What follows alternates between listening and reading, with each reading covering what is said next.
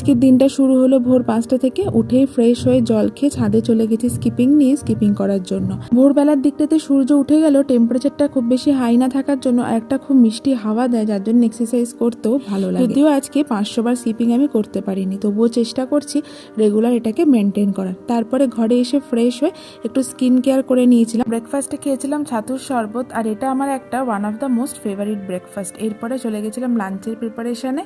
বানিয়েছিলাম চিচিঙ্গা ভাজা আর আলু পটলের তরকারি, তাও মটর ডালের বড়া দিয়ে। মিড মর্নিং স্ন্যাক্সে খেয়েছিলাম মৌসম্বি আর বেশি করে জল খেয়ে এরপরে স্নান করে চলে এসেছিলাম দুপুরের লাঞ্চ করতে। চিচিঙ্গা ভাজা আর বড়ার তরকারি দুটোই আমার ভীষণ ফেভারিট। তাড়াতাড়ি লাঞ্চ করে নিয়েছিলাম বলে একটু খিদে পাচ্ছিল, তাই বানিয়েছিলাম আজকে কোল্ড কফি, আর গরমও বেশ লাগছিল। তবে এই পুরো কোল্ড কফিটাই কিন্তু আমি খাইনি, কিছুটা আমি অর্ণবকেও দিয়েছিলাম।